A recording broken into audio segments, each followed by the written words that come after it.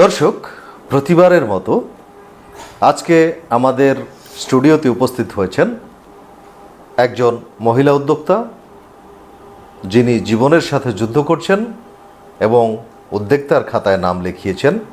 তিনি হচ্ছেন মীরা দাস। আজকে আমরা কথা বলবো মীরা দাসের সঙ্গে। নারী উদ্যোক্তা ধীরে ধীরে সামনে এগিয়ে আসছে। তো সেক্ষেত্রে আমরা একটু জানতে চাইবো যে আপনি এই যে নারী উদ্যোক্তা হয়েছেন তার পেছনের গল্পটা, অর্থাৎ কিভাবে আপনি এই উদ্যোক্তা এলেন। গল্পটা অনেক লম্বা, এত অল্প সময়ে আসলে সব বলা যাবে না। তারপর যেটুকু আমি সম্ভব সেটুকু আমি বলবো।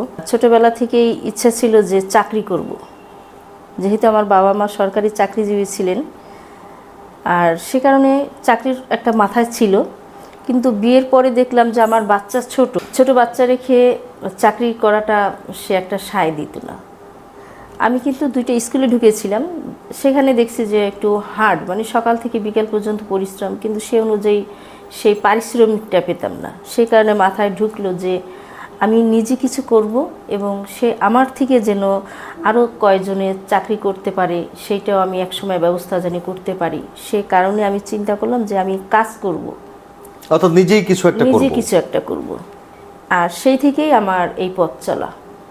আমি ফুডের উপর কয়েক জায়গায় আমি প্রশিক্ষণ নিয়েছি আর কয়েকটা লেবেল করেছি। আমি টিটিসি থেকে ফুড অ্যান্ড বেভারেজের উপর আরপিএল করা আছে।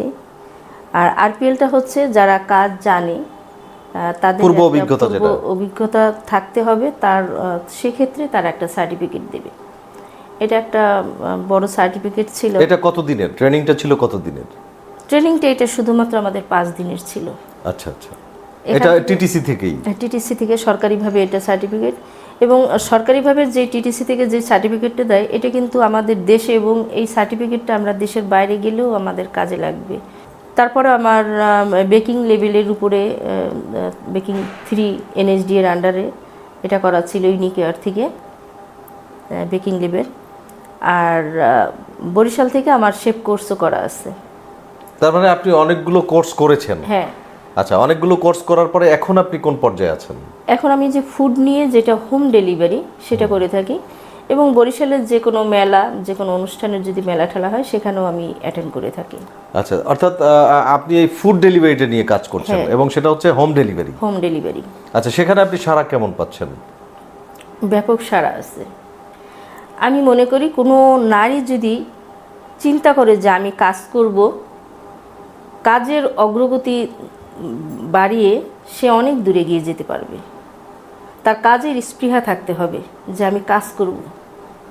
তো সেক্ষেত্রে আপনি এই যে টিটিসি থেকে আপনি ট্রেনিং নিলেন, এবং আর কোথাও থেকে আপনি ট্রেনিং নিয়েছেন কিনা সরকারিভাবে? এই যে এনএসডি এর আন্ডারে যে বেকিং লেভেল করলাম আমরা ইউনিকেয়ার থেকে, এটাও আচ্ছা ইউনিকেয়ার থেকে করেছেন। কিন্তু আপনি সরকারি, যেমন আমাদের বেসিক উদ্যোক্তা যারা উদ্যোক্তা তৈরি করে, সেই বেসিক থেকে আপনি কোনো সহযোগিতা? বেসিক থেকেও আমি ফুড প্রসেসিং এর উপর আমার 3 মাসের একটা কোর্স করা ছিল এটা, এবং ওখান থেকে আমার উদ্যোক্তা ট্রেনিং নেও। আমি বেসিকের একজন নারী উদ্যোক্তা।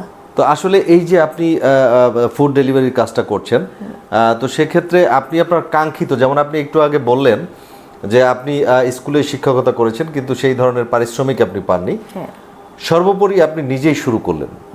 তো সেখানে আপনি কি কাঙ্ক্ষিত এক্সপেক্ট করেন সেটা কি আপনি পাচ্ছেন? হ্যাঁ, সেটা পাচ্ছি। আরও কাজটাকে যদি আমি আরও সময় দিতে পারি, আর কিছু লোক সাথে নিয়ে এগিয়ে যেতে হবে, আরও বাড়াতে হবে কাজটাকে, আরও গুরুত্ব সহকারে আর বেশি দেখলে আরও বেশি ভালো হবে।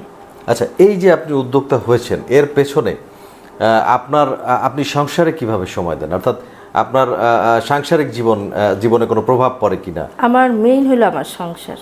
একটা মেয়ে সর্বপ্রথম আমি মনে করি তার সংসার সামলিয়ে, স্বামী সন্তান সামলিয়ে তারপর কিছু করবে। কারণ একটা ঘর না থাকলে তো সে নারী মা হতে পারে না। সে একজন মা, একজন গৃহিণী, একজন স্ত্রী, সব কিছু করে। সেক্ষেত্রে আপনার বাধা আছে কিনা? না, সেক্ষেত্রে আমার কোনো বাধা নেই। আপনি যে কাজটা করছেন, হ্যাঁ, তো সেখানে আপনি কার সাপোর্টটা বেশি পাচ্ছেন? আমার সবচেয়ে সাপোর্ট হলো আমার বুলাদি ছিল, আর আসমা আপু আমার পাশে আছে। আসমা আপুর সাথে আমার, আসমা আপু বলতে একে ফ্যাশনের সাথে আসমা আপু জড়িত। আপু আসলে তার কথা মানে অল্পতে বলে শেষ করা যাবে না।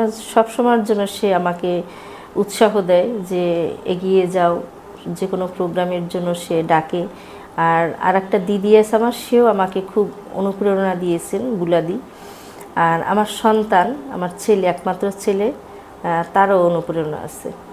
আচ্ছা, আমরা কিন্তু আসলে আপনার সব কথাই শুনলাম, কিন্তু পরিবারের যিনি প্রধান কর্তা তার কথা কিন্তু আমরা এখনো শুনিনি। তিনি কেমন সাপোর্ট করেন আপনাকে? তিনিও সাপোর্ট করেন। আচ্ছা আচ্ছা, তার সাপোর্ট কি আপনি পুরোপুরি পাচ্ছেন? হ্যাঁ, আমাকে এই যে আমি কিছুদিন আগে যে মেলা গেল, বিসিক উদ্যোক্তা মেলা ছিল, এখানে আমি 10 দিনের মেলা অ্যাটেন্ড করছিলাম। আমার হাজবেন্ড আমাকে অনেক সাপোর্ট করছে।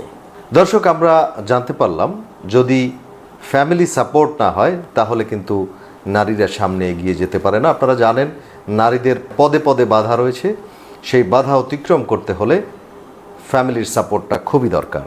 সেক্ষেত্রে আমরা জানতে পারলাম যে উনি তার হাজব্যান্ডের কাছ থেকে খুব ভালোভাবেই সাপোর্ট পেয়ে আজকে উনি এই পর্যায়ে এসেছেন। আমি ধন্যবাদ জানাচ্ছি দৈনিক গগনের আলো আমাকে এত সুন্দর একটা প্ল্যাটফর্ম দেওয়ার জন্য, আমার নিজের জীবনের কিছু কথা বলতে পারার জন্য গগনের আলোকে অনেক অনেক ধন্যবাদ। দর্শক, আমরাও তাকে ধন্যবাদ জানাই, এবং যারা মহিয়সী নারী রয়েছেন, যারা উদ্যোগী নারী রয়েছেন, উদ্যমী নারী রয়েছেন, তারা যেন বেগম রোকেয়ার দেখানো পথে এসে নিজেকে প্রতিষ্ঠিত করতে পারে। সেই পর্যন্ত আপনারা ভালো থাকবেন, সুস্থ থাকবেন, আমাদের সঙ্গেই থাকবেন।